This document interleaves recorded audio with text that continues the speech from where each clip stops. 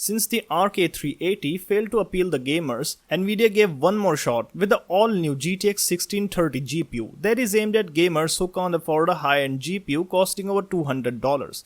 But is the 1630 really a good choice, or will it share the same fate as of the ARC A380?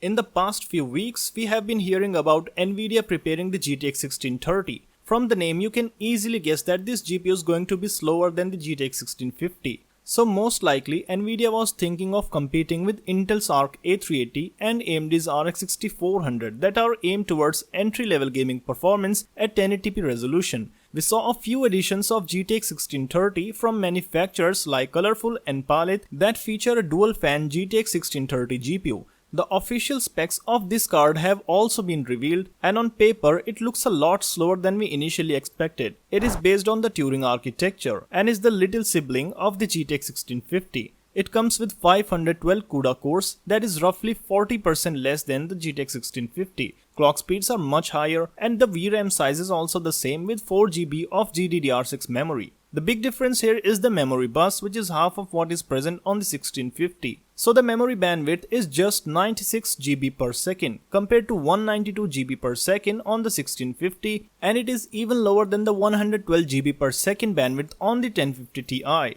The power consumption of GTX 1630 is 75 watts, which is equal to the TDP of 1650. So theoretically, we are seeing the same power consumption but much lower performance. Now the GPU has just released, so there are only a handful of reviews available. Tech Powerup is the first one to come with the official review of the Gainward GTX 1630 Ghost Edition. The card features a dual-fan, dual-slot design with a 6-pin connector and features the same specs as of the reference edition. Tech Powerup tested the card in around 20 games, and at 1080p resolution the average FPS were only 24. Yes, the graphical settings were put on the highest, so you can expect 40 to 50 FPS on medium to high settings in most games. When compared with other GPUs, unfortunately the 1630 isn't able to beat any GPU except for the GT 1030, RX 550 and the RX 560. These GPUs are available for around $100, but the GPU RX 6400, which the 1630 should have competed with, is 50 to 60% faster at 1080p, 1440p as well as 4K resolutions. This is absolutely horrible, not only because the 1630 is significantly slower than the 6400, but also slower than the previous gen GPUs like the GTX 1650, RX 570, GTX 1060 and the RX 5500.